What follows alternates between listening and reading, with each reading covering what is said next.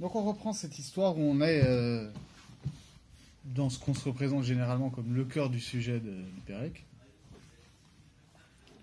sur comment ça va se passer cette résurrection des morts. Donc on avait vu précédemment, la semaine dernière, que la résurrection était comparée de manière classique à une deuxième naissance. Je ne reviens pas sur les détails de ça. Et maintenant, on vient nous apprendre quelque chose d'un peu particulier. On vient nous donner des éléments de chronologie qu'il va falloir essayer de comprendre. Donc c'est l'avant-dernière ligne. Tana de Eliyahu. Donc on enseigne dans l'école de Eliyahu. Tzadikim she'atid HaKadosh Baruch Hu le'achayotan enan chozrin le'afaran. Les tzadikim, les justes qu'HaKadosh Baruch Hu ressuscitera à l'avenir, ne retourneront pas à la terre. Sheneimar v'aya nish'ar betzion v'anotal b'Yerushalayim kadosh ya'amer lo kol hakatuv lechayim b'Yerushalayim. Il y a un verset dans Yeshaya qui dit: et voici que celui qui restera à Sion et celui qui sera rescapé à Jérusalem, on lui dira saint, kadosh, quiconque est écrit pour la vie à Jérusalem. Verset, vous en conviendrez, un petit peu obscur. Ma kadosh le'olam kayam. De même que ce qui est kadosh subsiste à jamais. Af hem le'olam kayemim. De même, eux aussi subsisteront à jamais. Pour l'instant, je traduis. Je fais la soubia juste en lecture pour qu'on comprenne bien tous les éléments. Je vous prendre en compte. Et ensuite, on va revenir à Naïs. Vim Tomal, page suivante. Et si tu dis Otam shanim she'atid HaKadosh Baruch Hu lechadesh, shanim ou shnaim, il faut voir. She'atid HaKadosh Baruch Hu lechadesh ba'en et orlamo. Et si tu me dis oui, mais il va y avoir un moment où, dans l'avenir, où Dieu va renouveler son monde. Shenemar venisgav Hashem levado bayomahu. Toujours dans Yeshaya, mais dans un autre chapitre complètement, on nous dit et Dieu s'élèvera lui seul ce jour-là. Tzadikim mahen osin. Qu'est-ce qu'ils vont faire les tzadikim? HaKadosh Baruch Hu oseh lahem kenafaim, kenesharim. Veshatin al penei hamayim. Dieu va leur faire des ailes comme les aigles, et ils flotteront à la surface de l'eau. Shenemar al ken lo nira behemir aretz, bemod harim belev yamim. Ainsi, il n'aura pas peur quand il renversera la terre, quand il plongera les montagnes au cœur des eaux. Shema Tomar, et peut-être que tu diras, Yesh lahem sa'ar, que ça, ils ont ça leur sera souffrance ou effort. Talmud Omar, un autre verset, toujours là c'était en Télim, on revient dans Yeshaya. Vekove Hashem yahalifu koach, yalu ever kanesharim, yarotzu velo yigau, yelechu velo yeyaefu. Et ceux qui espèrent en Hachem verront leur force se renouveler. Il leur poussera un membre comme les aigles. Ils courront sans se fatiguer, sans s'essouffler. Ils iront sans se fatiguer. Je m'arrête là. On verra la question de est-ce que ce qui suit ensuite est lié ou pas, au moins directement. Bon, ok, Gemara un peu, enfin, on est habitué, je dis ça à chaque fois, mais Gemara chelou, quoi. Non, si on prend ça au pied de la lettre, ce qu'on est en train de nous dire très rapidement, c'est que donc, bon, déjà, on va essayer de comprendre cette chronologie. Donc, il y a un certain groupe de personnes qui vont ressusciter, qui ne vont pas, a priori, remourir, et que même quand Akadosh Baruch Hu va finalement détruire le monde, en tout cas détruire la terre, et donc tout replonger dans les eaux primitives, les tzadikim vont avoir des ailes qui vont pousser et ils vont flotter comme ça pendant un temps indéterminé au-dessus de l'eau. Donc c'est pas une destruction de l'univers. C'est ça qui est bizarre déjà. C'est ça qui est bizarre, c'est qu'a priori là, si tu prends vraiment au pied de la lettre, c'est juste la terre habitable qui va être noyée dans l'eau et les tzadikim vont avoir des ailes qui vont pousser et ils vont flotter comme ça dans l'eau pour un temps indéterminé, quelques centaines ou milliers d'années et sans se fatiguer, et ce sera cool. Et après, on ne sait pas ce qui se passe d'ailleurs. On ne nous dit pas ce qui se passe après ça. Peut-être ça dure dans un temps infini. Il parle de l'Echadesh. C'est ça. Et en même temps, il te dit les Chadesh. Alors pourquoi est-ce que je pars tout de suite sur cette histoire que ça va détruire le monde? Parce qu'a priori, c'est quand même ça que détruit les versets. Et que par ailleurs, toute cette discussion est liée à une autre discussion qui est plus connue. Donc là, on est en Tzadébet, la discussion classique, elle est en Tzadé-Zayin, Moudbet, où je vais lire tout de suite la Sougia, qu'on va pas faire en entier, dans le détail, parce que c'est un sujet en soi, mais on va, à mon avis, continuer là-dessus, dans la séance prochaine, mais ça vaut le coup de traduire. Donc c'est en Tzadé-Zayin, Moudbet, ça dit comme ça. Amar Rav Ketina, Shet Alfe Shane, Have Alma, Vechad Hariv.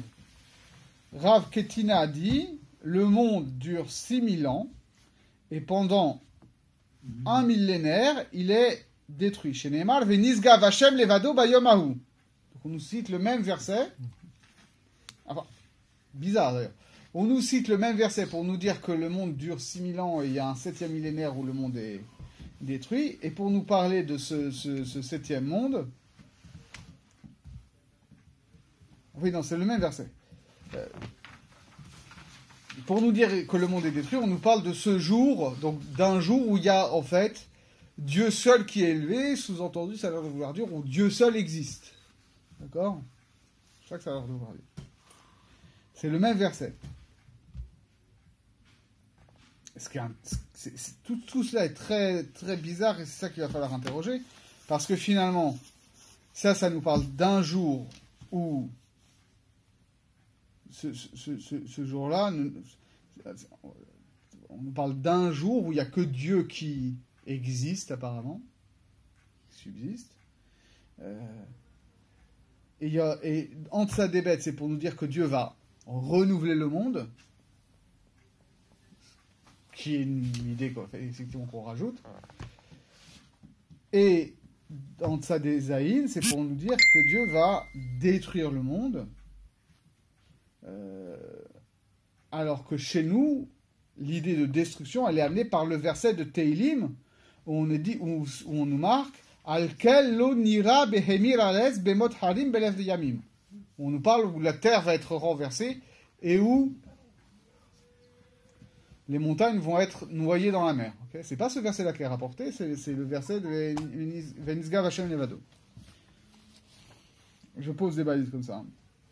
Abaye Amar, alors il y a une autre opinion en plus là-bas dans Agmara qui dit Très Harouv, il y a 2 jours où le monde va pendant 2 millénaires le monde va être détruit. Parce que là-bas, il y a un verset dans Hosea qui dit Yechayenu miyomayim bayom hashelishi yakimenu venirye lefanav. Il y a marqué il nous fera vivre au bout de 2 jours, c'est-à-dire un jour que je vois c'est 1000 ans, donc au bout de 2000 ans. Et le 3e jour, il nous ressuscitera et nous vivrons devant lui. Et après, donc, il y a encore toute la discussion. Là-bas, il y a toute une discussion là-dessus. Donc, ce qu'on ne sait généralement pas, c'est que entre Sadézaïn, il y a deux opinions sur la durée de cette fin du monde. D'accord. On nous dit qu'il y en a un qui dit 1000 ans et l'autre qui dit 2000 ans. Et ce qui est encore plus bizarre, c'est que celui qui dit 2000 ans dit que la résurrection se passe après les 2000 ans. D'accord. Parce qu'on dit pendant 2 jours, on va être ressuscité au bout de 3 jours et on va être ressuscité le 3e jour. Donc il y a 2 millénaires de chaos, ou de je ne sais pas quoi, ou de renouvellement. Et la résurrection, elle est après. Que c'est un jour de Hachem, c'est 1000 ans obligatoirement. A priori, c'est ça le contexte. Que là, quand tu dis Rav Ketina, Shet Alfeshane Have Alma Vechat Hariv. D'accord. Donc c'est 6 millénaires d'existence du monde et 1 millénaire de destruction. Et après, on te dit Bayemaou, ce jour-là. Ok, donc assez bizarre tout ça.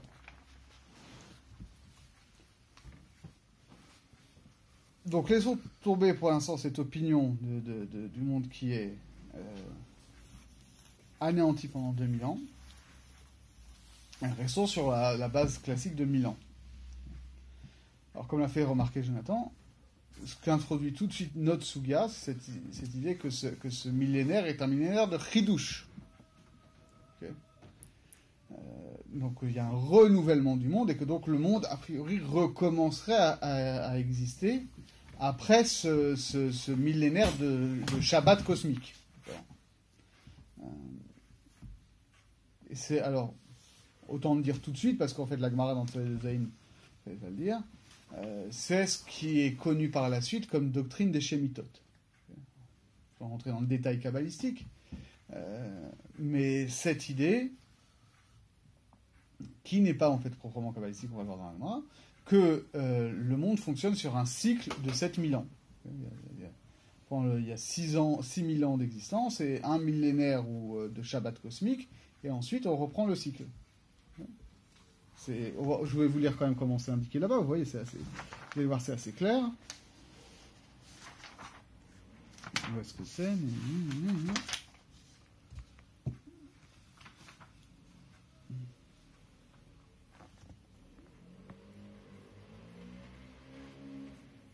Là, tu vois, d'ailleurs, la précision qu'un jour c'est 1000 ans, c'est donné après dans la Gemara, hein, explicitement dans Sadézaïn.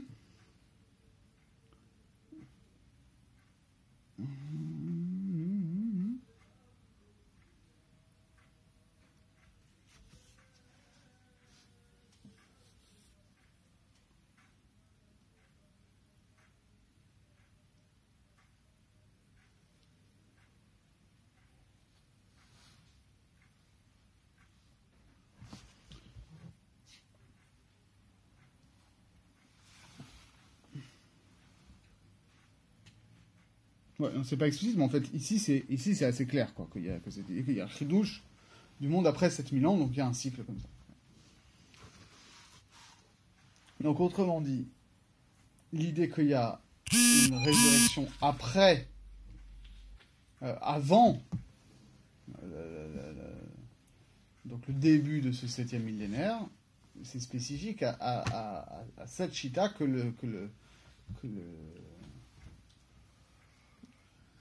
le moment de renouvellement, c'est que 1000 ans. Donc c'est le contexte dans lequel on est. Donc maintenant, on peut l'interpréter dans ce contexte-là assez facilement. C'est-à-dire qu'on est en train de nous dire, je commence par la fin et on va revenir un peu sur le début, que une certaine catégorie qu'on appelle tzadikim, à la fin du 6e millénaire, au moment où le monde va être détruit, entre guillemets, ils ne vont pas, avant ça, ils ne vont pas mourir. Autrement dit, il y en a d'autres qui vont ressusciter et qui vont mourir, et eux vont avoir une existence continuée, malgré la destruction du monde. C'est ça qu'on est en train de nous dire, en fait. De manière assez... C'est ça, on te dit, il va y avoir une résurrection, et qu'ensuite, ces gens-là qui vont ressusciter, alors, est-ce que, disons-le tout de suite, de toute façon, c'est pas tranché, est-ce que les tzadikim ici, ça désigne tous ceux qui ont droit à la résurrection, okay. Ou est-ce que ça désigne uniquement une élite? A priori, si tu prends le début de la Mishnah, ça ne veut pas d'Afka dire une élite, puisqu'on a dit Kol Israël Yeshlaim Chelek Leolam Haba, Sheneemar Ve'amer Kulan Tzadikim Leolam Yashua Haaretz. C'était tous ceux qui ont droit à la Tria, ça s'appelle Tzadikim ici. Ça c'est une option. Option plus simple. Tous ceux, une fois qu'il y a résurrection, les gens ne remeurent pas. Et même à la fin du 6e millénaire, quand apparemment dans Tzadézaïn, Al-Mahariv, le monde est détruit, eux ils subsistent. Donc, autrement dit, on est dans la Shita, on a cette lecture-là, on est dans la Shita du Ramban, assez clairement, qui dit, je vous rappelle, qui dit, il y a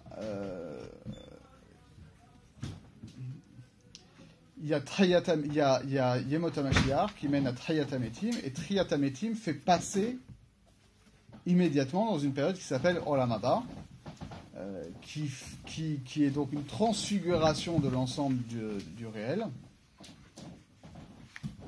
et que donc à partir de là, il n'y a plus de mort possible, puisque les corps eux-mêmes sont transfigurés, et que donc même après la destruction du monde matériel, la disparition du monde matériel,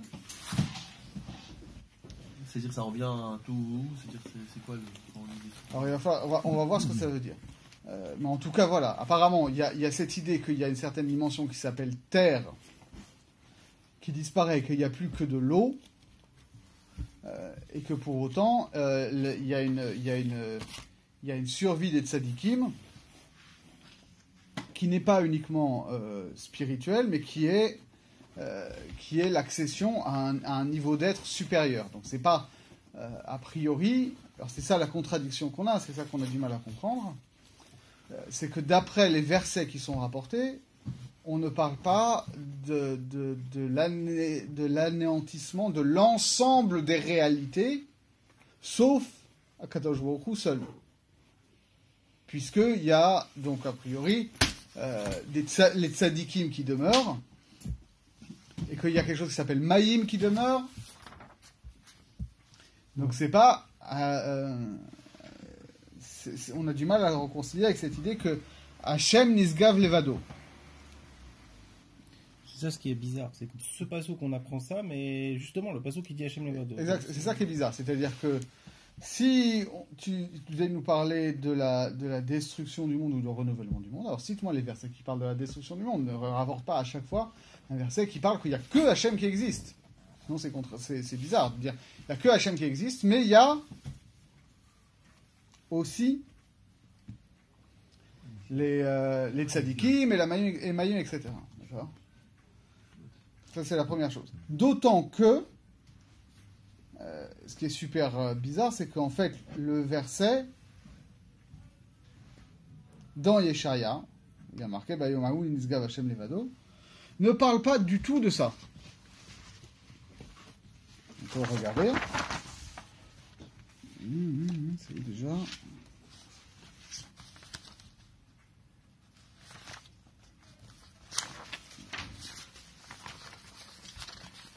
Les versets dans Yeshaya, a priori, ne parlent pas de ça. De toute façon, c'est bien évident qu'ils ne parlent pas de ça, puisque là, on est en train de parler, même pas a priori de Yemot HaMashiach. On est déjà en train de parler de Olam Haba, du 7e millénaire, etc. Donc, vous connaissez la maxime talmudique, qu'a priori, tous les prophètes n'ont prophétisé que sur l'époque messianique, mais ils n'ont pas parlé de Olam Haba parce que c'est indescriptible en tant que tel. D'accord ?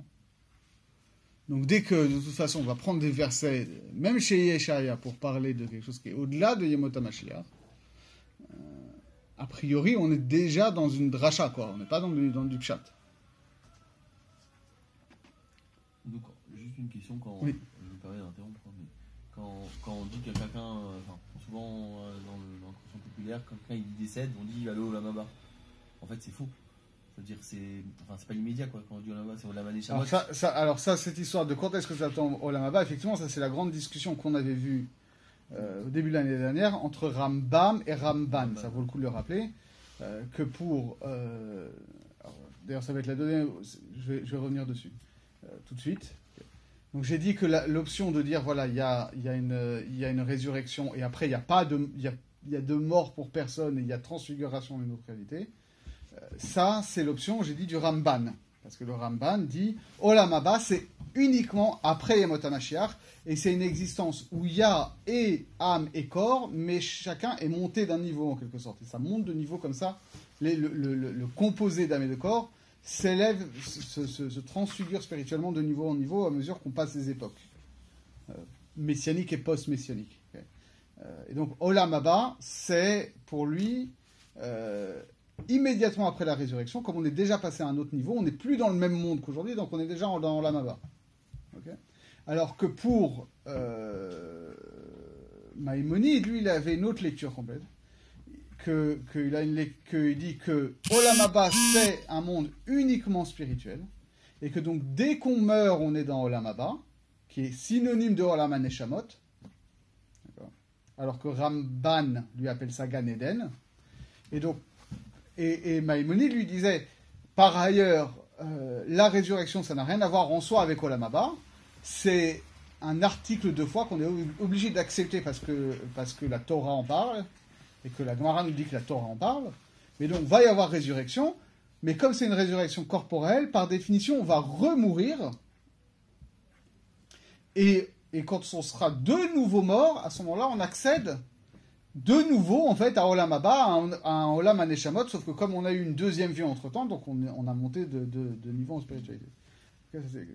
Et donc, ici, il faudra lire pour Rambam, que quand on dit que les tzadikim ne vont pas remourir, que c'est une exception au régime général, quoi. Parce qu'en général, tout le monde va mourir.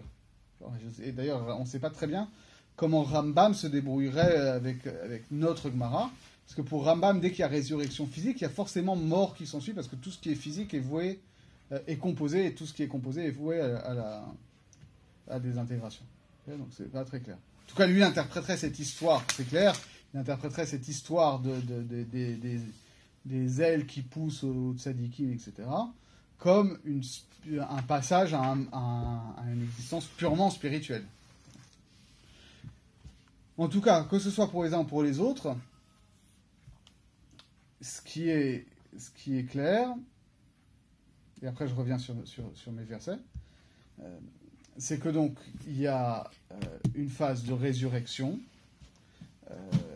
qui débouche sur une existence nouvelle, qui se continue dans le 7e millénaire, donc après que la réalité matérielle, telle qu'on la connaît, aura disparu, ce qu'on appelle la Terre. Donc je referme vite fait la parenthèse sur les versets. Vous voyez dans Yeshaya, c'est donc en chapitre 2, verset 11, où en fait on parle de complètement autre chose. On parle de Yemot HaMashiach, où on explique que... Alors c'est... Je ne vais rien dire. Je vous laisse, hein. Que, pour le dire rapidement, avant Yemot HaMashiach, les gens vont vivre très bien en Israël, ce sera formidable. Okay. Qu'il y aura plein d'argent, qu'on aura des trésors à plus savoir quoi en faire, et on aura plein de chevaux et plein de bagnoles, et ce sera formidable. Et que de ce fait-là, eh ben, les gens ils feront à Avodah Zarah, ils feront n'importe quoi.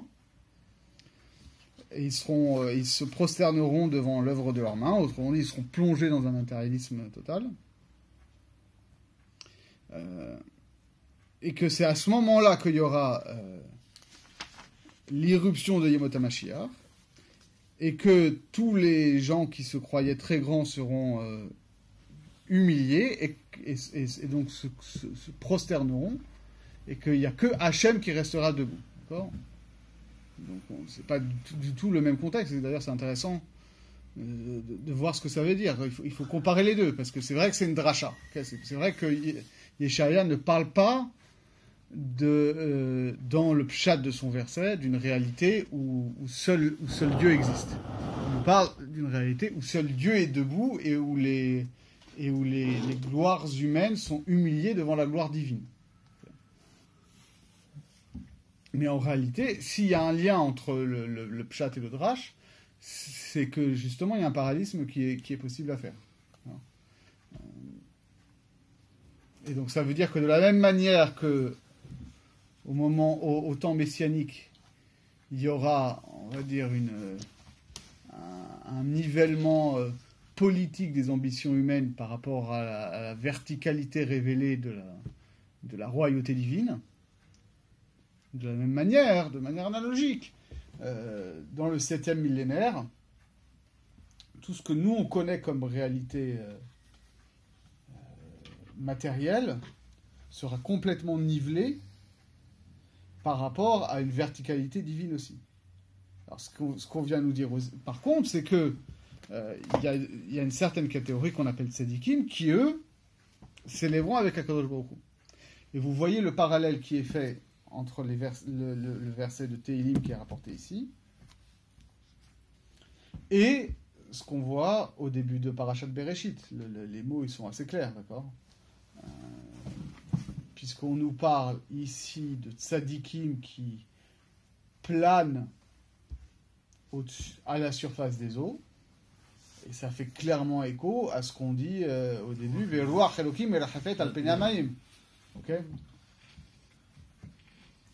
Et vous connaissez très bien les drachot qui sont rapportés par Rashi là-bas, qui dit que ce Ruach Elokim, c'est Rucho Shel Mashiach, l'esprit du Mashiach. Tout ça, c'est lié. C'est que donc on ne va pas revenir à un néant. On ne parle pas dans cette dans ce Shabbat cosmique, on va dire, d'un retour au néant. D'accord ? On ne revient pas avant le premier verset de Bereshit. On revient apparemment au premier jour. Au sens où il n'y a pas de terre ferme, mais où il n'y a que l'eau. Pour l'instant, je prends les termes très très chers. Donc effectivement, au tohu vohu, sauf que ici, ça a l'air d'être révélé dans sa positivité. D'accord ? C'est-à-dire qu'il y avait tout a l'air de se passer comme si donc on avait une boucle, mais que ce qui était seulement potentiel au premier jour de la création, où il y avait une indistinction négative et que le messianisme n'était qu'un souffle à la surface des eaux, et pas une réalité. Là, on est après l'actualisation du potentiel messianique de la création. Et que maintenant, ce n'est plus ce souffle messianique qui plane à la surface des eaux, mais ce sont les tzadikim qui ont ressuscité et donc qui sont dans la plénitude de leur existence. Et ce qui est plus intéressant encore, c'est que ici, on a évidemment, avec ces ailes d'aigle sur les justes, on va dire une imagerie angélique. Sauf que, si vous avez bien lu Rashi entre les Aliot et les Mishébar, etc., à Chou il y a 2 semaines, vous savez que les anges, d'après notre tradition en tout cas, n'ont pas été créés le premier jour. Les gens, ils sont créés normalement le deuxième jour. C'est comme ça que c'est marqué dans Rashi. Rashi rapporte ça. Hein. Il va falloir comprendre aussi ce que ça veut dire. À mon avis, c'est lié. Rashi, il dit, pourquoi est-ce qu'on dit Yom Echad, jour 1, et pas Yom Rishon, jour 1er, comme on va voir après Yom Sheni, Yom Shishi, etc. Il dit, parce que les anges n'ont été créés que le deuxième jour, et donc, le premier jour, Akadosh Baruch Hu, il était tout seul dans son monde. Alors, il faut savoir, petite parenthèse historique, que ça, nous, on le connaît par cœur, et on croit que c'est la solution, parce que c'est comme ça que c'est marqué dans Rashi. Mais en réalité, si vous regardez la littérature juive ancienne, notamment le livre des Jubilés, il y avait d'autres groupes juifs qui pensaient que les anges avaient été créés le premier jour. Donc dire que les anges sont créés le deuxième jour, c'est abaisser le statut des anges par rapport à ce qui existe le premier jour.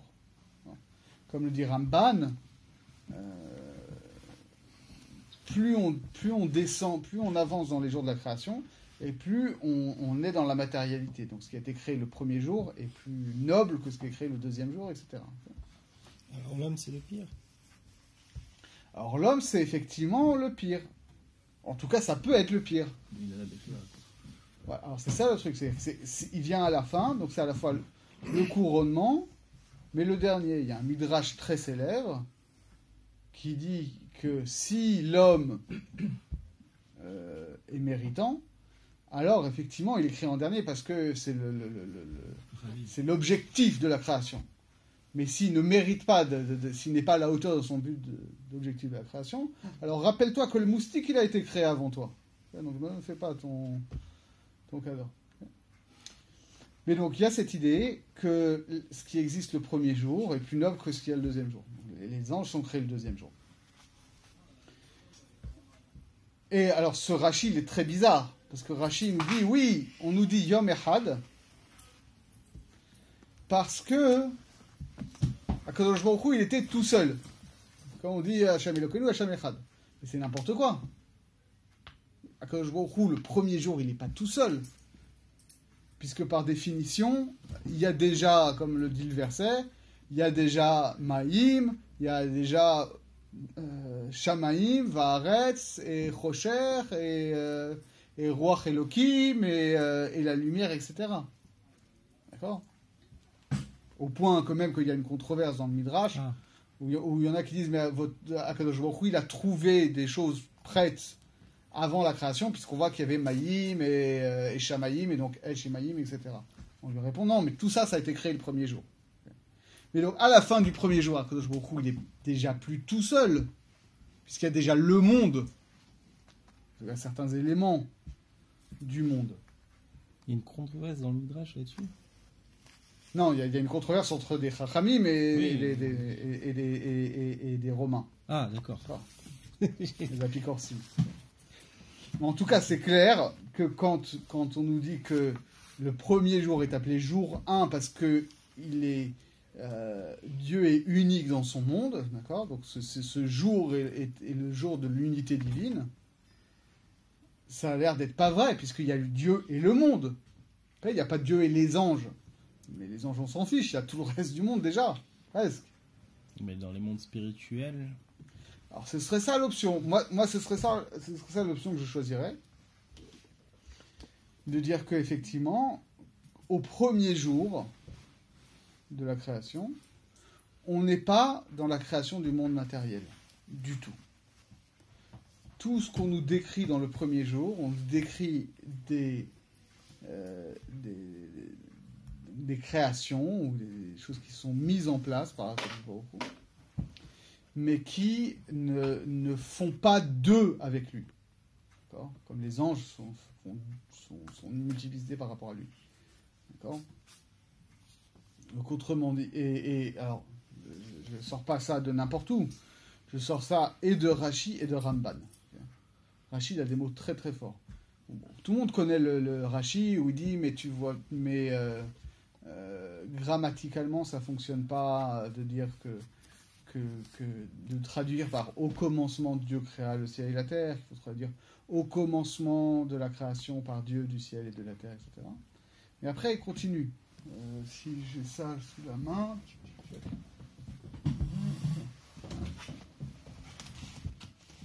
il dit comme ça, Rashi.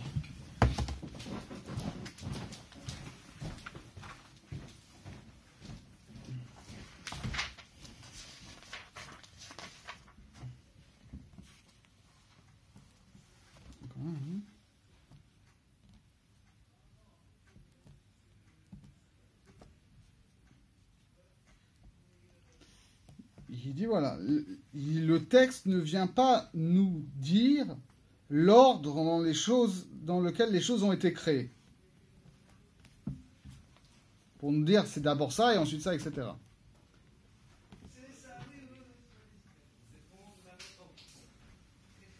Parce que sinon, vu qu'on nous parle ensuite des eaux et de Roi Elohim, etc., il aurait fallu nous parler de la création du souffle de Dieu et de la création des eaux avant de nous parler de ça. Et en plus, Shamaïm, c'est Esh Umayim, donc il aurait fallu nous parler de la création du feu. Donc Rashi, il a des mots très très forts. Et en général, comme ils ont repris la lecture ensuite, on n'a pas le temps de voir la fin. Le premier Rashi qu'on a commencé, mais il dit un truc très fort. Il finit sur son commentaire, sur ces premiers mots du premier verset, il dit comme ça. Al korchach lo limed amikra seder amugdamim ve'ameucharim klum. Tu es obligé d'admettre que ce texte-là ne vient absolument pas, ne vient rien t'apprendre sur qu'est-ce qui a été créé d'abord et qu'est-ce qui a été créé après. J'ai dit comme ça. Et pourtant, c'est un texte chronologique, d'accord ? Mikra, c'est le pasouk ou c'est le texte entier? Pour moi, c'est le pasouk seulement Bereshit. Oui, mais en réalité, non. Parce que tu vois bien que après non plus, nulle part on ne va te parler de la création de l'eau, de machin, etc. Bon, en tout cas, à tout le moins le premier verset, d'accord, et tout le début, d'accord, tout le premier jour, puisque c'est dans tout le premier jour qu'il y a, avant la création de la lumière, à tout le moins, l'hypothèse la plus raisonnable, à tout le moins, avant le Vayi Or, qui pour Rashi serait effectivement la première création, sauf que effectivement même après on ne va pas te dire comment a été créée l'eau et comment a été créée la terre ferme, etc. On va dire comment ça a été séparé, mais pas comment ça a été créé. D'accord ? Tout ça, a priori, c'est... on ne va pas refaire toutes ces chiffres-là parce que c'est un blanc, mais tu vois.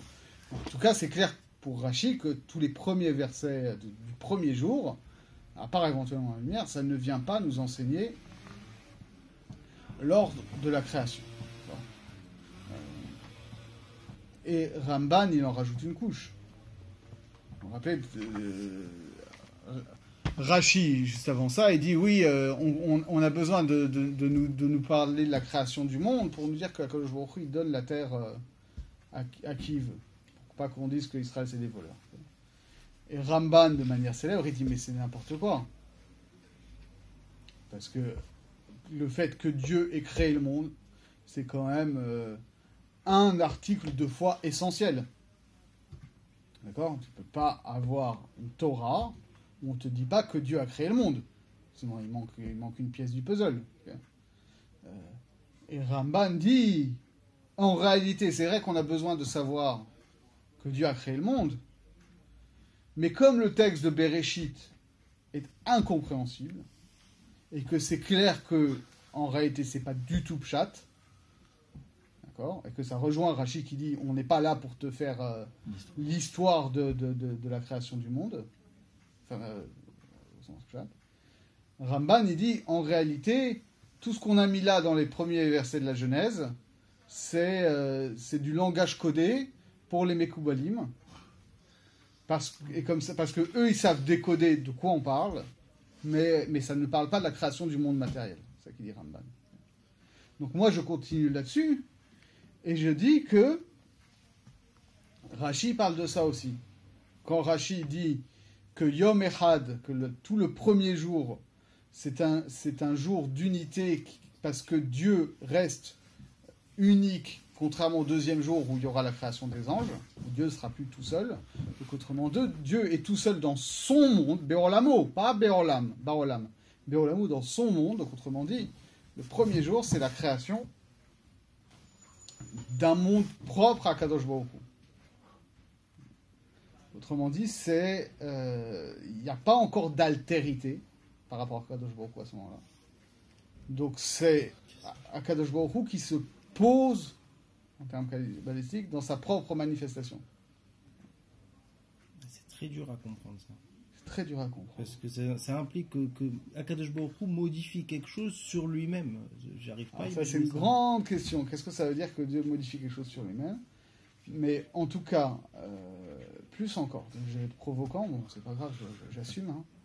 Le premier jour, c'est le jour de la création de Dieu. C'est auto-créé. Autrement dit, enregistré. je sais, ça va passer sur. Après, je vais avoir tous les salafistes de Bnebra qui vont tomber dessus. Non, mais je sais un peu ce que je dis quand même, d'accord? Je reprends. Vous connaissez la célèbre dracha de Rabbi Akiva, qui dit pourquoi est-ce qu'on dit Bereshit bara Elokim et Hashamayim et Haaretz? Pour ne pas qu'on puisse lire que Bereshit, une entité appelée Bereshit, aurait créé Elohim et Shamayim et Haaretz. Okay? Autrement dit que pour que Elohim soit compris comme sujet de la phrase, pas comme objet de la phrase. Ça, c'est la dracha classique dans le Midrash Rabbah. Ok, ça c'est la dracha classique. Sur le et. Voilà, sur le et, d'accord? Pour qu'on comprenne que et Hashamayim et Haaretz, c'est l'objet, et que donc Elohim n'est pas objet du verbe bara comme et Hashamayim et Haaretz, mais qu'il est sujet de la phrase. D'accord? Et que Bereshit n'est pas l'objet de la phrase. Ça, c'est la dracha du Midrash Rabbah. Alors maintenant qu'on a l'esprit talmudique, on sait très bien que si on vient nous donner une option A, c'est que l'option non A était aussi possible. D'accord? Et que, bah oui, si je te dis le ciel est bleu, Non, c'est pour pas qu'on ait pensé que. c'est pour pas qu'on pense que le ciel est rouge. Ok? Mais si j'ai besoin d'exclure l'idée que le ciel est rouge, c'est que le ciel est rouge, c'est concevable. Ok? Et que, en réalité, c'est peut-être aussi vrai dans certaines circonstances que le ciel est rouge. Ça, c'est une notion dans ma Masechet Shuvot. Je fais un peu des klalim aujourd'hui, mais c'est pas grave. On a le temps. De toute façon, on est dans une souga de ouf qui Il va est nous violent prendre. celui-là. Et Hashem donc, ça voudrait Elokeinu, dire- Hashem Echad, Ah, c'est attends, possible que... Alors, ok, je te prends au mot. Alors, je finis. Dans Shvuot, on dit comme ça. Masechet Shvuot, on explique c'est quoi un serment qui est fait en vain. Un type qui prête serment en disant je fais le serment que je ne vais pas manger, que je ne vais pas boire pendant 15 jours. On n'attend pas 15 jours pour le punir, parce qu'on sait que qu'il a juré de faire quelque chose qui est impossible. Donc c'est un faux serment dès le début. Okay? Parce que c'est sûr que c'est impossible de ne pas boire pendant 15 jours. On n'attend pas que les 15 jours soient passés, on est sûr dès à présent que c'est un faux serment. Autre catégorie de faux serments auxquels on n'aurait pas pensé. Un mec qui jure que le soleil se lève à l'est et se couche à l'ouest. Ça s'appelle un serment en vain. Parce que c'est une phrase qui n'a aucun sens, au sens où elle ne vient rien apporter. D'accord ? Elle n'est porteuse d'aucune information nouvelle. Un type qui dit « Je jure que le soleil se lève à l'ouest et se couche à l'ouest », tu as prêté serment en vain. Pourquoi ? Parce que un serment, c'est fait pour trancher une indécision. D'accord ? je jure que j'ai vu telle personne faire ça. Ah, je ne le savais pas avant, tu le jures, tu viens m'appuyer par un serment, une proposition de vérité, qui vient se détacher sur une indécision de qu'est-ce qui est vrai, qu'est-ce qui est faux. Si tu prêtes serment sur quelque chose que tout le monde sait être vrai, ça s'appelle un serment en vain, parce que tu ne viens apporter aucune information supplémentaire. Donc pareil, ça c'est un klal général. C'est que toute affirmation se dégage sur un fond est également, comme dit Spinoza, toute détermination et négation. C'est-à-dire que toute affirmation A vise à exclure non A. Et si on a besoin d'exclure non A, c'est qu'on aurait pu avoir une avamina que A est vrai. Et oui. D'accord, sinon tu parles pour rien. J'allais dire, t'aggraves ton cas, en plus tu cites Spinoza. Ah oui, mais ça y est, j'ai tout perdu. Griller pour griller. Donc, si Rabbi Akiva il dit que oui, c'est important d'écrire dans Midrash Rabbah que Elohim n'est pas l'objet du verbe bara, mais qu'il est le sujet, c'est qu'on peut, peut-être que dans une lecture très particulière, ça peut se comprendre. De la même manière, ça c'est très important aussi, si tu dis Hashem Elokeinu Hashem Echad, ce n'est pas une proposition d'évidence, d'accord ? Ce n'est pas une tautologie. Pour Rambam, oui, c'est une définition tautologique, parce que par définition, Hashem Echad. Si on n'est pas dans Hashem, si on n'est pas dans Echad, on n'est pas dans Hashem. On ne sait pas de quoi on parle. Okay ? On donne le nom d'Hashem à quelque chose qui n'est pas Hashem. Okay ? Mais le Midrash, il ne dit pas ça. Le Midrash classique sur Hashem Elokeinu Hashem Echad, il ne dit pas ça. Il dit quoi hein ? Il dit que c'est les enfants de Yaakov sur son lit de mort qui sont venus lui dire, tu sais quoi, même si Hashem Elokeinu, qu'on a chacun une conception spécifique d'Hashem, pour autant Hashem Echad. C'est le Midrash, ça ? Ouais. Donc c'est une proposition dialectique que Hashem Eloheinu vient dire autre chose que Hashem Echad. Et que mettre tout ça dans une même phrase, c'est une proposition dialectique. Okay. Donc maintenant, revenons à cette histoire de cette proposition radicale et provocatrice, volontairement provocatrice, que le premier jour, c'est le jour de la création de Dieu. On va utiliser, une fois n'est pas coutume, l'argument d'autorité, que c'est un des fondements de la Kabbalah, qu'on va essayer d'être masbir, hein, essayer de faire entendre, que la manifestation du divin ne va pas de soi. Si pour Maïmonide, c'est une proposition très forte, mais nous on est habitués à ça parce qu'on a baigné là-dedans. Parce que finalement ça rejoint la conception naïve, que oui, ben voilà, Akadosh Baruch Hu, il est absolument inconnaissable, absolument indéfinissable, au-delà de tout concept, au-delà de toute détermination. Et il a créé le monde, et il a sorti les Béné Israël d'Égypte, et il leur a donné la Torah au mont Sinaï, et il intervient au quotidien dans les affaires du monde, et ça pose de problème à personne. En réalité, cette proposition-là, qui est la proposition centrale de la Torah, c'est une proposition qui est énorme. D'accord ? C'est-à-dire que dans la conception philosophique des Grecs, oui, il y a quelque chose qu'on appelle Dieu, l'infini, l'inconnaissable, la source de tout réel, mais justement, il est au-delà du monde. Il est au-delà du monde et il n'interagit pas avec le monde au-delà de simplement être la source de l'être. Et il ne crée pas le monde à proprement parler. Il en est la cause éternelle. Mais le monde est éternellement causé par Dieu dans cette conception. Dire qu'il y a un Dieu éternel, infini, tout-puissant, qui ne change jamais, et qui pour autant crée le monde et intervient dans l'histoire, c'est le chidouche de la Torah. Alors, Maïmonide, il le maintient. Il le maintient dans cette forme-là paradoxale en disant oui, voilà comment ça fonctionne. La Kabbalah ne contredit pas ça, mais essaye de penser comment ça s'articule. La Kabbalah elle va te dire oui, il y a Dieu en soi, est au-delà de toute détermination, de tout concept, de toute limitation, de toute expression, etc. etc. Okay. Ensof, comme on appelle ça. Et pour autant, il interagit avec le monde, mais il interagit avec le monde en se manifestant.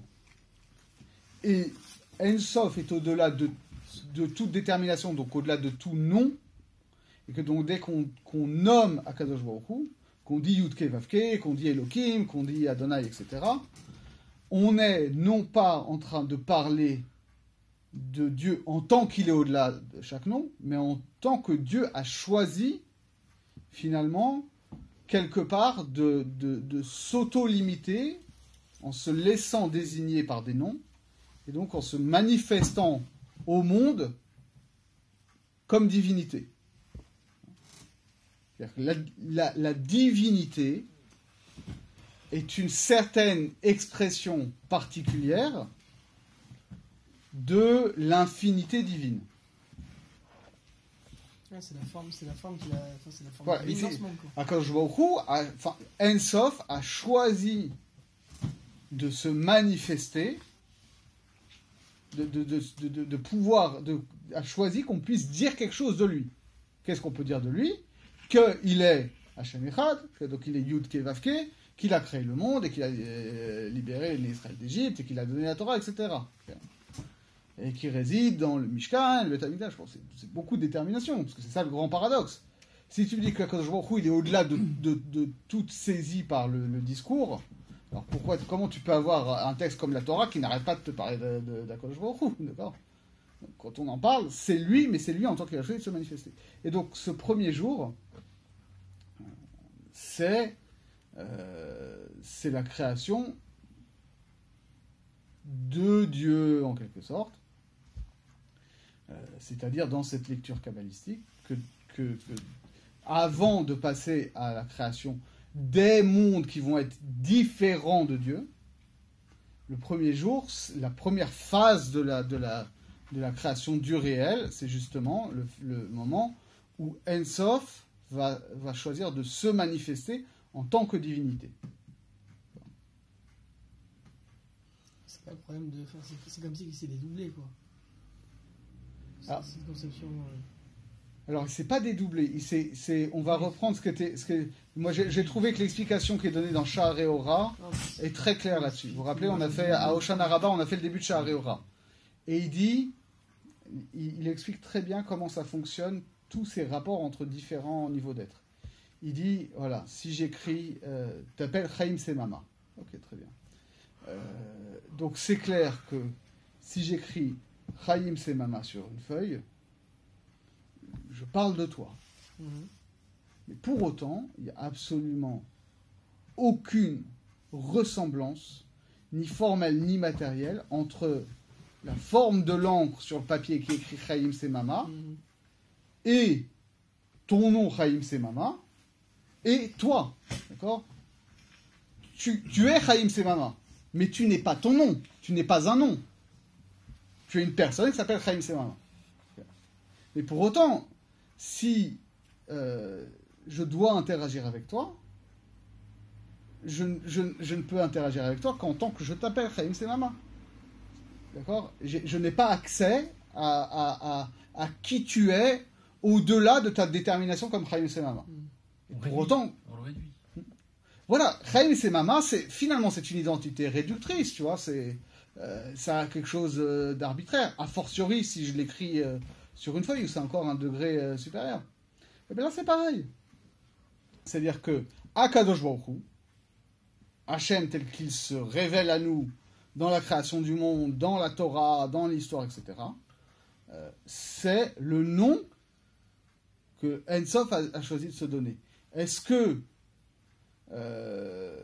Ensof, en tant que Akadosh Baruch Hu, créateur du monde, etc., épuise l'infinité du divin, certainement pas. Sinon c'est ce que Henri Corbin, un grand spécialiste de la mystique musulmane, appelle l'idolâtrie métaphysique.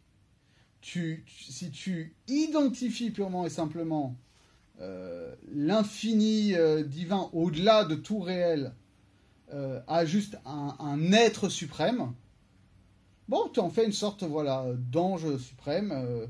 C'est le premier des êtres. Mais il fait encore partie du monde à ce niveau-là. Là, il est absolument transcendant, donc il est au-delà de ça. Mais pour autant, nous, on peut saisir qu'en tant qu'il se manifeste à nous dans le monde, et qu'il se manifeste tout simplement au monde par le simple fait qu'il le crée, et donc il faut bien qu'il y ait un moment d'émergence de cette manifestation. Cette manifestation, elle n'émerge pas nécessairement dans le temps, elle émerge en amont du temps, puisque c'est cette manifestation elle-même qui va ensuite former le temps. Mais dans la logique, il y a quand même cette première phase. Alors maintenant, essayons de comprendre ce que ça veut dire. Ça veut dire, et ça a une proposition très forte, et après on n'aura pas fini cette souga, parce que... Mais ça veut donc bien nous dire ici que, comme le verset le rapporte ici, que le verset qui revient ici, et Antsa Devet et Antsa Desaï, que, effectivement, Venisgam Hachem Levado Bayomahu. Oui, effectivement, ce 7e millénaire est un jour où Dieu est seul dans son monde, comme il était seul dans son monde au premier jour de la création du monde. Et pour autant, si on prend donc au sérieux ce qui nous est dit tout simplement dans Rashi, avec cette lecture kabbalistique, au premier jour de au premier jour de Bereshit, c'est Dieu qui se donne un monde propre et pas un monde qui est différent de lui, et pour autant cette manifestation divine, cette auto-manifestation divine peut se décrire par les éléments, pas de la terre, parce que la terre n'est pas présente, mais de l'eau et du souffle, et que ces éléments-là, on va les retrouver au 7e millénaire, avec la présence des eaux, la disparition de la terre, la présence des eaux, et l'existence des tzadikim après la résurrection. On comprend bien que c'est évidemment pas encore un mode d'existence matériel, mais en quelque sorte,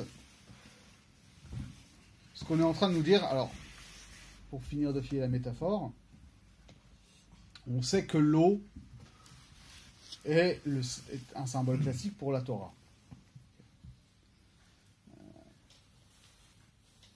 Donc,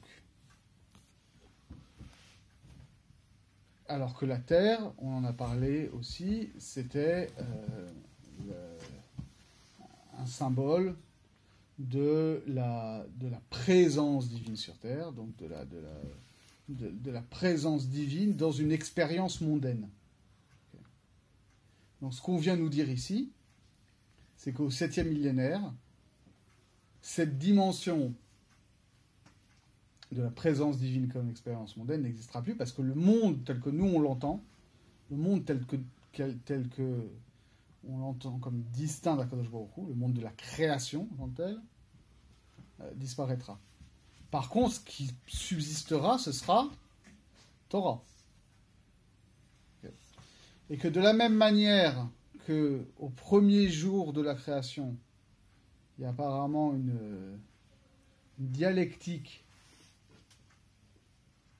entre des eaux primordiales, c'est-à-dire une Torah primordiale, et un souffle messianique qui l'effleure et qui flotte au-dessus.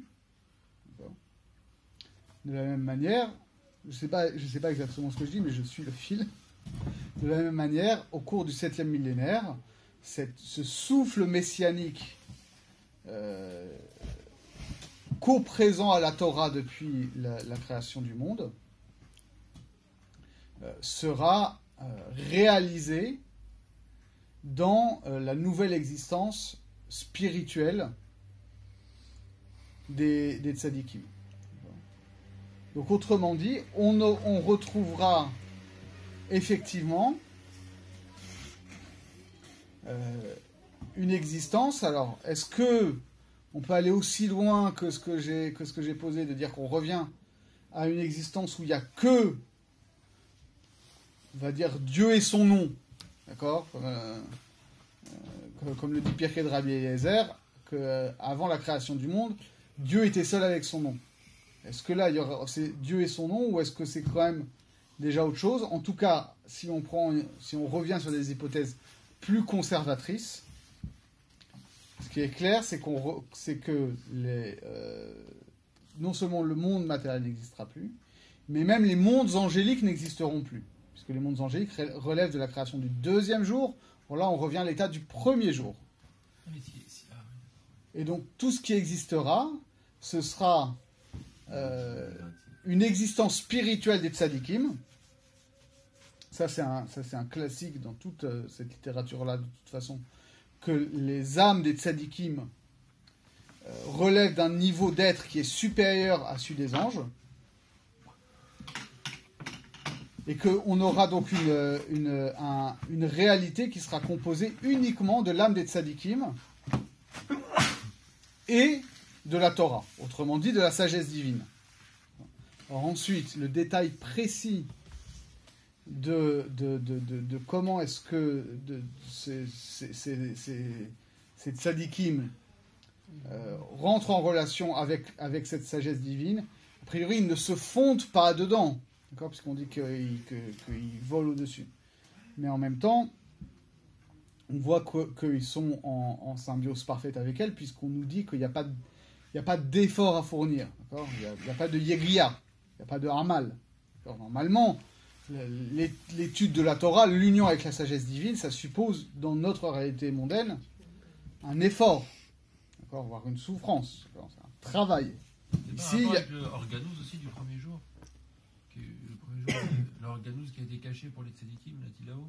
Alors, c'est vrai qu'on se serait attendu à ça, qu'ils nous en parlent pas encore.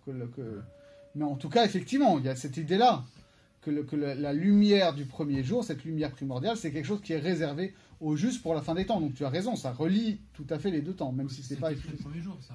Oui, c'est la lumière qui a été créée le premier jour et qu'on dit qu'elle a été ensuite cachée pendant tout le temps de l'histoire pour ressurgir à la fin des temps pour les tzadikim. Donc a priori, tout ça est lié. Bon, on va s'arrêter là, avant que je dise trop de bêtises. Mais on n'a pas fini avec cette histoire-là, parce que pour l'instant, on a expliqué le deuxième terme, et on n'a pas expliqué de cette histoire de qui meurt et qui ne meurt pas dans la phase précédente. Mais peut-être que ce qu'on a expliqué maintenant nous permettra de comprendre ce qui se passe juste avant, et finalement, à quoi sert cette résurrection? Parce que, de toute façon, c'est ça la grande question de toute cette souga. C'est, ok, il y a une résurrection des morts à la fin des temps, mais à quoi ça sert? Donc on a bien vu que l'année dernière, aussi bien chez Ramban que chez Rambam, que cette résurrection, elle préparait Olam Haba. Soit qu'elle faisait passer immédiatement Olam Haba, chez Ramban, soit qu'elle avait lieu dans une période antérieure, préparatoire, mais que de toute façon, ça débouchait là-dessus. Donc maintenant qu'on a un petit peu, en termes kabbalistiques, on a triché, hein, mais bon, décrit qu'est-ce que ça pouvait être ce Olam Haba, et on a retrouvé les définitions aussi bien de Ramban que de Rambam, c'est-à-dire qu'en fait c'est le passage à un degré d'existence supérieur qui est complètement au-delà non seulement de la réalité mondaine, mais même de la réalité angélique, d'accord, et que c'est donc une sorte de coprésence de l'âme, ou de l'âme et du corps transfigurés en âme avec la sagesse divine. Maintenant, peut-être qu'on va pouvoir commencer à comprendre à quoi ça sert la résurrection préalable. Ça vous va? En tout cas, de la Gemara, ça a l'air d'être sûr qu'il y a plusieurs morts. Il n'y en a pas qu'une seule. Ils disent les tzadikim, eux, ils vont pas mourir. Alors oui, ça c'est. Alors effectivement, pour vous revenir là-dessus, soit, comme j'ai dit, soit les tzadikim, on dit finalement tous ceux qui ressuscitent s'appellent tzadikim. A priori, les tzadikim, on parle pas de tout le monde. Mais si, parce que la Gemara elle dit bien. Quand Israël, elle dit quand pas, les- elle non. dit pas que l'Israël tzadikim. Non, quand Israël. Et après, vous avez plein d'exclusions. Non, il dit quand Israël Yeshlaem Chelek Lo'am Haba, chez Neymar, Ve'amer Kulam Tzadikim. Le'olam Yeshuaretz. Oui, mais après, il y a plein d'exclusions. Oui, non, mais c'est sûr que ceux qui n'ont pas droit à la résurrection. Alors, c'est ça la question, effectivement. Est-ce que le Chutzmin, etc., c'est les gens qui n'ont pas droit à la résurrection et donc n'ont pas droit à Olam Haba? Ou est-ce qu'il y a résurrection pour les tzadikim mais pour les Rechaïm et que les tzadikim ressuscitent et continuent à vivre indéfiniment? Il n'y a que les Rechaïm qui ressuscitent pour être jugés et pourront mourir immédiatement après? Ou est-ce qu'il y aurait trois catégories? Ça, on en reparlera. Mais ça, je le pose mais il faudra l'interpréter à la lumière de ce qu'on a dit maintenant. C'est une option qui est rapportée dans les commentateurs aussi, de dire que finalement, sans même parler des Rechaïm, il y a deux phases de résurrection. Qu'il y a d'abord une phase de résurrection des tzadikim gumurim, d'accord? Ça a l'air d'être ça, le- Voilà. Et que eux, ils vont vivre indéfiniment. Voilà. Ok. Et d'autres, ils vont- Et qu'ensuite, le commun des mortels va ressusciter dans un deuxième temps, et que ce sera une période plus limitée, et qu'eux donc vivront jusqu'à la fin du 6e millénaire, mais qui ne sont pas concernés par la réalité du 7e millénaire, a priori.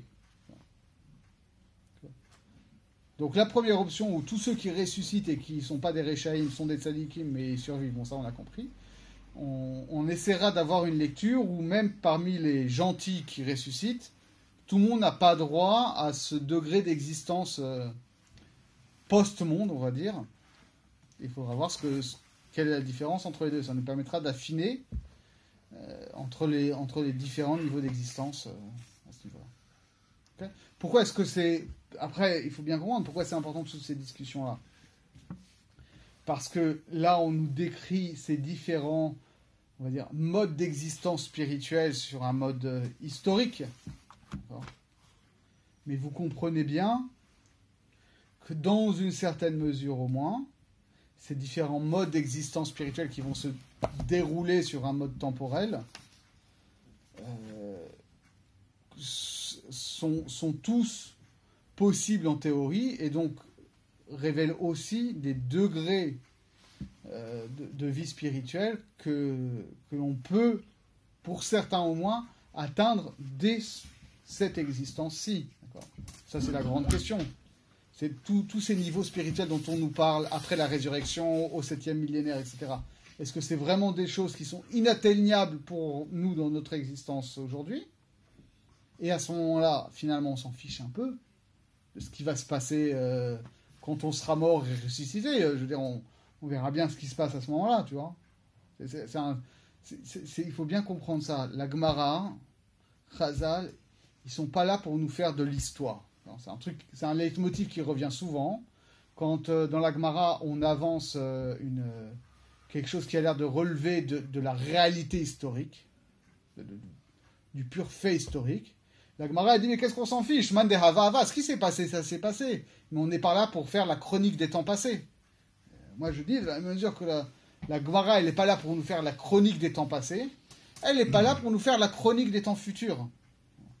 Si la chronique des temps futurs a sa place dans la Gemara, c'est parce que ça a un rôle à jouer dans notre vie présente.